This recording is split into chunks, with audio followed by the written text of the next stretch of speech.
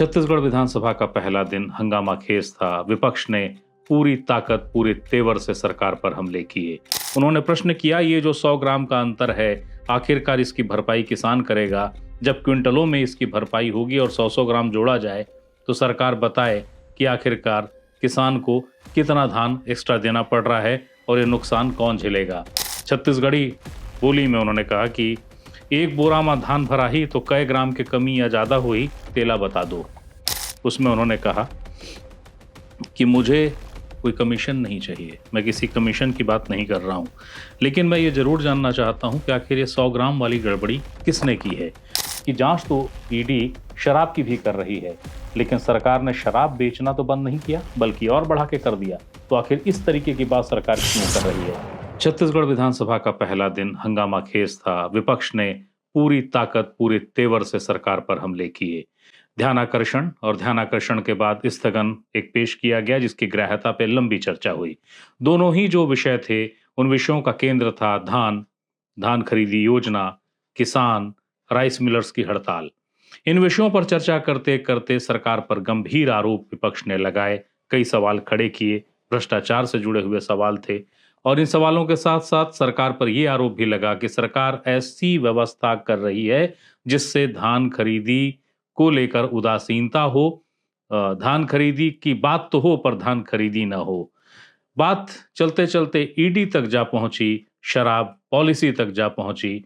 तमाम तरह की बातें जो आज की विधानसभा से जुड़ी हुई थी, महत्वपूर्ण चीजें जो कुछ विधानसभा में हुई, वही बताने आपके सामने हाजिर हुआ हूं।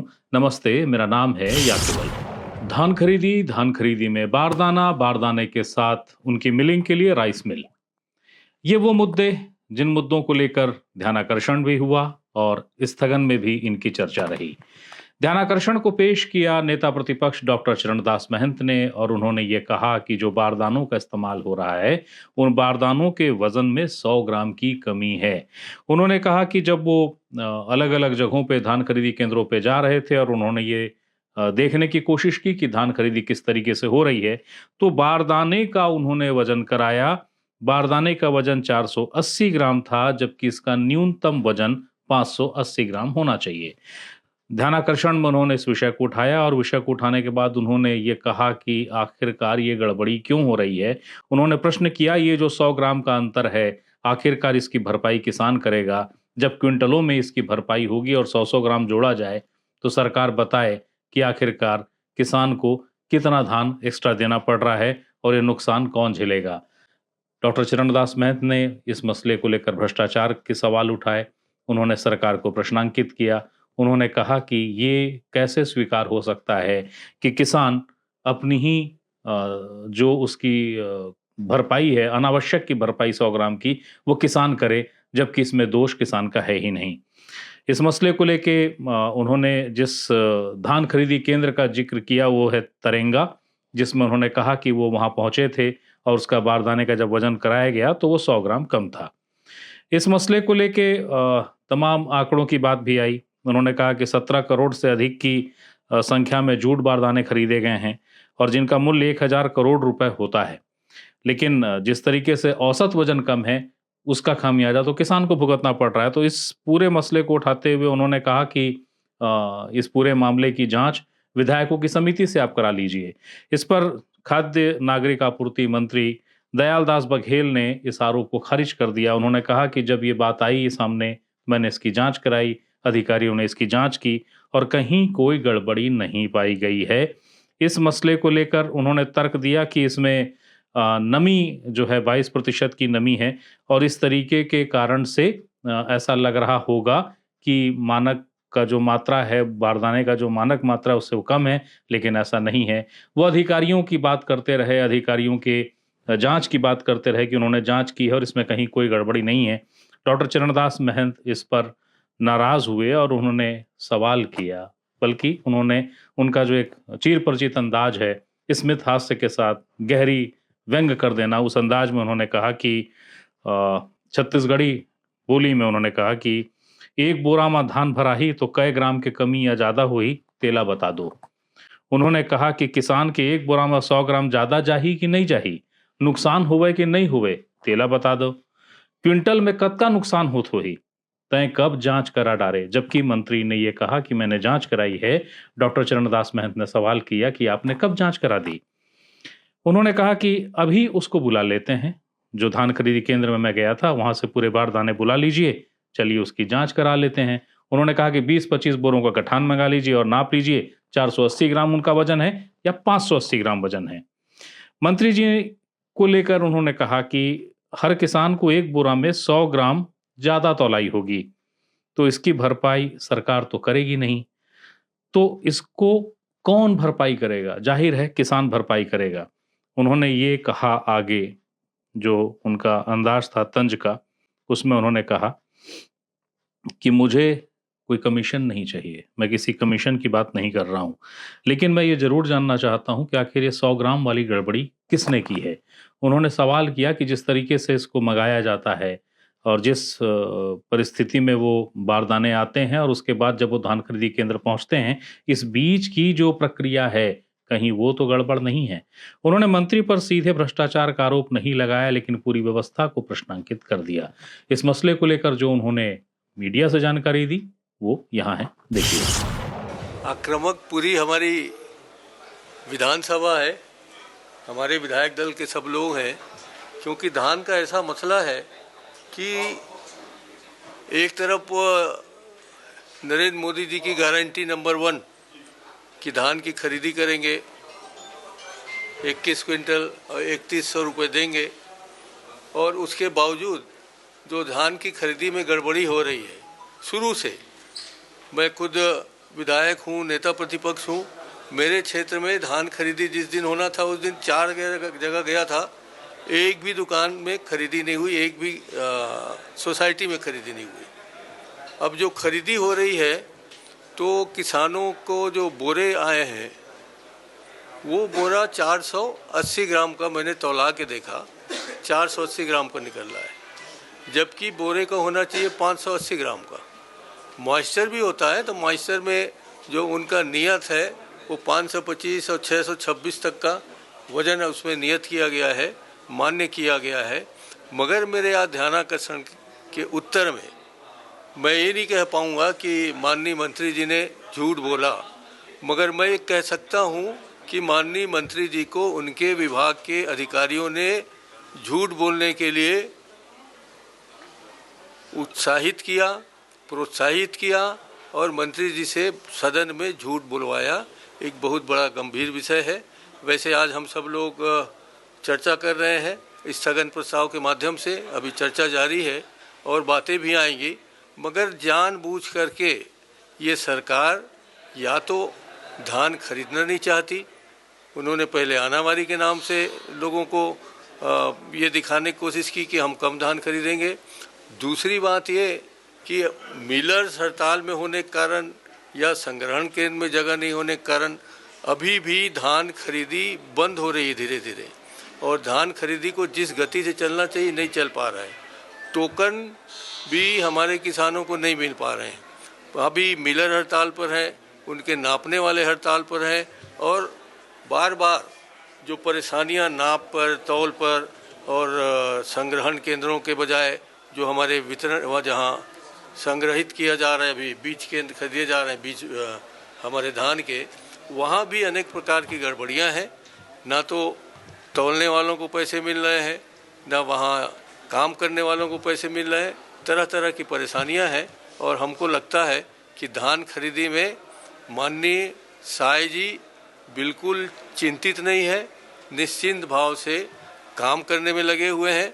आज गंभीर चर्चा होने के बाद भी सदन में उनका उपस्थित नहीं होना किसानों के प्रति उनका जो आदर भाव है वो दिखाता है। जबकि 2 दिन पहले उन्होंने कहा था कि हम तो नरेंद्र मोदी जी की सभी गारंटियां पूरी कर चुके हैं। खैर उसमें बाद में बात होगी। आज तो मैं यही कहना चाहूँगा कि धान खरीदी के मामले में माननीय मंत्री जी ने, सहकारिता मंत्री जी ने, और अब शायद फिर से धान के बारे में स्थगन प्रस्ताव आया है, उस पर भी लगातार झूठ बोला जाएगा। ये हम लोगों के लिए स्वीकार्य नहीं है, हम इसका विरोध करेंगे। डॉक्टर चरणदास महंत लगातार मांग करते रहे कि विधायक दल इसकी जांच कर दे। उन्होंने कहा कि जो पूरी व्यवस्था है उस व्यवस्था में गड़बड़ी है, बारदाने के वजन में गड़बड़ी है, इस बात को डॉक्टर चरणदास महंत बार बार कहते रहे। उन्होंने कहा कि यहाँ जितने भी एमएलए बैठे हैं वो अधिकांश किसान हैं। उन्होंने मंत्री से कहा कि आप भी तो किसान हैं, तो सवाल आपको भी करना चाहिए कि आखिर किसानों का 100 ग्राम प्रति बोरा कौन खा रहा है। उन्होंने कहा कि आपने जांच कराने की बात कही और जांच कब हुई इसका कोई पता नहीं चलता। उनके आगे शब्द जो उन्होंने सदन में कहे, उन्होंने कहा, न मैं हल्ला कर रहा हूं, न मैं गुल्ला कर रहा हूं, न हिसाब मांग रहा हूं, न परसेंटेज मांग रहा हूं, मैं तो जांच की बात कर रहा हूं, अब जांच कराइए। लेकिन दयालदास बघेल यानी खाद्य मंत्री नहीं माने। उन्होंने कहा कि जांच की कोई आवश्यकता नहीं है, अधिकारियों ने जांच कर ली है और कोई गड़बड़ी नहीं पाई गई है। दयालदास बघेल जी ने सदन के बाहर मीडिया से जो पक्ष रखा वो यहाँ है, देखिए। आज विधानसभा में नेता प्रतिपक्ष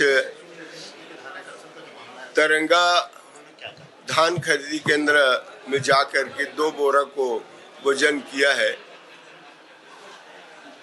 और उसका ध्यान आकर्षण लगाया है और उनका कहना है कि बारदाने का वजन 480 ग्राम है। मैं पुनः जिला स्तर के अधिकारियों को सवेरे भेज करके बारदाना के जांच कराया हूँ। अधिकारियों का टीम गया था, उसमें ऐसा नहीं मिला। बारदाने में नमी होता है और 22% नमी को जोड़ने से 545 ग्राम वजन आता है और यही कोलकाता से कमिश्नर के द्वारा बारदाना मंगाए हैं और उसका वजन जो है वहाँ भी वजन होता है और यहाँ जिला स्तर पे अधिकारियों के द्वारा उसका वजन किया जाता है और ये जो कहना है ये सही नहीं है।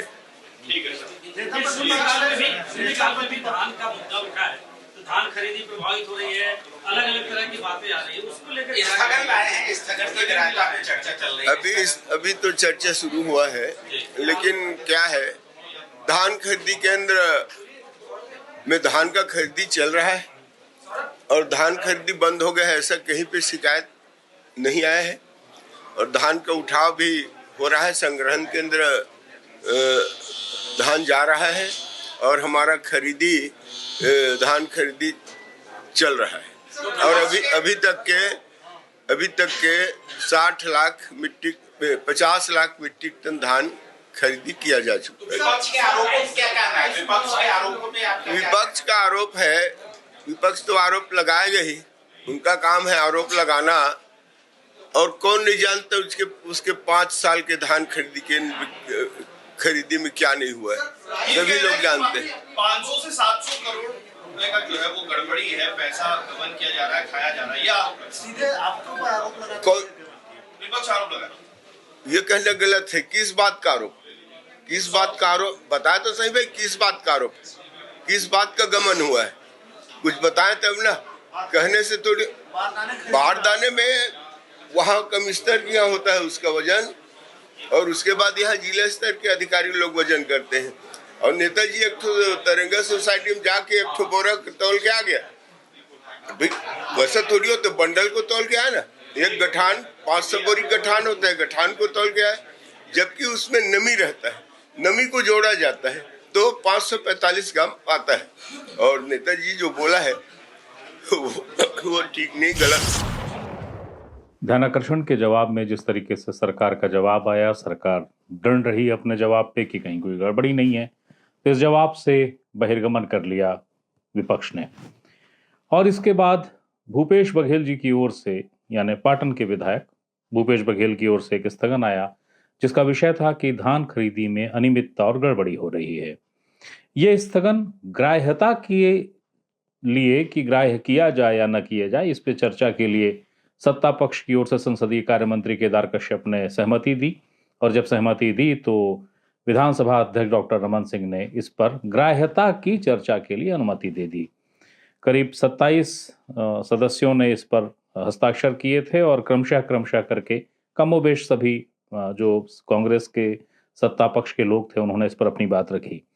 भूपेश बघेल जिनकी ओर से ये स्थगन आया था, उन्होंने जब अपनी बात कहनी शुरू की तो मुद्दा सरकार की धान खरीदी की जो योजना है और जिस तरीके से उसका क्रियान्वयन हो रहा है, उसमें अनावारी की रिपोर्ट से लेकर धान खरीदी केंद्र में किसानों का पहुंचना और उनकी परेशानी, और उसके बाद राइस मिलर्स के साथ जो कुछ हो रहा है, ये सारे विषय उन्होंने जोड़ दिए। उन्होंने जो कुछ कहा उसके कुछ अंश जो कि रिकॉर्ड में दर्ज हैं, वो मैं आपको जरूर पढ़ के सुना देता हूं। उन्होंने ये विषय उठाया कि जिस तरीके से धान खरीदी हो रही है वो ऐसी नहीं है जिससे किसान उत्साहित हो जाए, किसान को निराशा हो रही है धान खरीदी से। उन्होंने कहा कि पहले 12 लाख किसान धान बेचते थे, अभी 27,78,000 किसानों ने सोसाइटी में धान बेचने के लिए रजिस्ट्रेशन कराया है, वृद्धि हुई है। लेकिन धान का उत्पादन बढ़ा है, लेकिन यदि हम मिलर को लाभदायक धंधा नहीं बनाएंगे तो जितने मिल पहले थे उतने में हम मिलिंग भी नहीं कर सकते। उन्होंने सरकार को कहा कि आप उसमें अड़ंगा डाल रहे हैं, अड़ंगा डालने की वजह से जो नई राइस मिल बना रहे हैं वे बन भी नहीं पाए हैं, वो बेचने को तैयार हैं। जो नई राइस मिल खुल गई है अब वो बंद होने के कगार पे खड़ी हो गई है। उन्होंने किसानों को लेकर कहा कि जिस तरीके से अनावारी रिपोर्ट बनाई गई है उसमें जो धान खरीदी के निर्धारित फार्मूले हैं वो गलत हैं। इससे ये स्पष्ट हो रहा है, संकेत मिल रहे हैं कि सरकार धान खरीदी को लेकर किस तरीके से गोल गोल घूम रही है। उन्होंने आरोप लगाया कि 21 क्विंटल खरीदना है, ये सरकार का दावा था। घोषणा पत्र का भी विषय यही था कि 21 क्विंटल खरीदना है, लेकिन ऐसा नहीं हो रहा है। और जब ये प्रश्न उठाया गया तो सरकार की ओर से कहा जाता है कि जो अफवाह फैलाएगा उसके खिलाफ FIR दर्ज की जाएगी। उन्होंने बारदाना का विषय उठाया, वही विषय जो डॉक्टर चरणदास महंत ने उठाया था, और इस विषय को उठाने के बाद जैसा कि खाद्य मंत्री ने इसको खारिज कर दिया और कहा कि अधिकारियों ने जांच की है, इस पर भी नाराजगी भूपेश बघेल ने जताई। उन्होंने कहा कि जब नेता प्रतिपक्ष कह रहे हों तो इस बात का इतना सम्मान रखा जाना चाहिए था, जब वो कह रहे हैं कि विधायकों के दल से जांच करा दी जाए तो जांच करा देते। ये कौन सी बात होती है कि अधिकारियों ने जांच कर ली है और उसके बाद जांच की आवश्यकता नहीं है। 21 क्विंटल की जब उन्होंने बात कही तो उसको लेकर उन्होंने ये भी जोड़ा कि अनावारी रिपोर्ट के फेर में किसान अब भी परेशान हैं, रकबा कम हो चुका है, बहुत सारी शिकायतें हैं। उन्होंने दावा किया कि यदि आप कहेंगे, यानी सरकार यदि चाहेगी तो उन शिकायतों को वो सरकार के पास भिजवा देंगे। 21 क्विंटल का जो मुद्दा आया था उसमें भूपेश बघेल ने ये बात कही कि जो आप लोग कहते हैं कि 21 क्विंटल खरीदा जा रहा है, लेकिन 21 क्विंटल की खरीदी नहीं हो रही। उन्होंने मुंगेली का जिक्र किया। उन्होंने कहा कि मुंगेली में धान का उत्पादन कम होता है क्या, लेकिन वहाँ पर भी 21 क्विंटल खरीदी नहीं है। उन्होंने कवर्धा, बेमेतरा, इन इलाकों की ज़मीनों का जिक्र किया और कहा कि ये तो सबसे उपजाऊ ज़मीन है और यहाँ पर भी 16 क्विंटल खरीदने का निर्णय ले लिया गया। यहाँ पे कौन सा अफवाह फैलाई जा रहा है, यहाँ पे किसने अफवाह फैलाई कि 16 क्विंटल हो रहा है, ये तो फैसला है। और उन्होंने कहा कि जो उप मुख्यमंत्री हैं जो कि सदन में उपस्थित थे, अरुण साव, उन्होंने उनका जिक्र किया। उन्होंने कहा कि ये तो उसी मुंगेली क्षेत्र से आते हैं। धर्मजीत सिंह जो कि सदन में बैठे थे, उन्होंने उनका जिक्र किया, कहा ये भी वहीं से आते हैं। पुन्नूलाल मोहले, वरिष्ठ विधायक, पूर्व मंत्री, उन्होंने उनका जिक्र किया, ये भी उसी क्षेत्र से आते हैं। और फिर भी वहाँ पे धान खरीदी का जो आंकड़ा है, जो मानक है, वो 21 क्विंटल नहीं है। इस पर विरोध के स्वर आए। पुन्नूलाल मोहले ने कहा कि 21 क्विंटल खरीदा जा रहा है, आप गलत बता रहे हैं। तब उन्होंने कहा कि हाँ, आप सही कह रहे हैं, लेकिन ये 21 क्विंटल तब हुआ जब हमने इस बात को उठाया, जब नेता प्रतिपक्ष ने इस बात को उठाया, ये प्रश्न उठाया कि जब 21 क्विंटल की बात थी तो 16 क्विंटल 15 क्विंटल पे निर्धारित क्यों किया जा रहा है। उसके बाद 21 क्विंटल की खरीदी शुरू हुई। और यदि ऐसा नहीं था तो फिर सरकार को समिति बनाने की जरूरत क्या पड़ी थी? 3-3 लोगों की समिति बनाकर ये निर्धारण क्यों किया जा रहा था कि यहाँ पे 21 क्विंटल खरीदना है या उससे कम खरीदना है? इसकी रिपोर्ट क्यों मंगाई गई? किसानों के धान के खरीदी केंद्र का जिक्र करने के बाद कांग्रेस ने सवाल उठाया राइस मिलर्स का। कांग्रेस की ओर से भूपेश बघेल ने कहा कि राइस मिलर्स को आप डरा कर काम करा रहे हैं और प्रेम से आपसे काम होता ही नहीं है, आप लोग डराने के अलावा दूसरा काम नहीं जानते। उन्होंने जिक्र किया कि योगेश अग्रवाल जो राइस मिल एसोसिएशन के अध्यक्ष हैं, वे रो रो कर कह रहे हैं इससे अच्छी तो कांग्रेस की सरकार थी। अब उसके यहाँ भतीजे के यहाँ छापा, उसके मित्र के यहाँ छापा इसलिए पड़ रहा है ताकि वे डर जाएं और कुछ न बोल सकें। भूपेश बघेल ने कहा कि सदन चल रहा है, और सरकार डराने धमकाने का काम कर रही है। वो समझते हैं, यानी सरकार समझती है कि उनकी आवाज नहीं उठेगी, लेकिन हम आवाज उठाएंगे।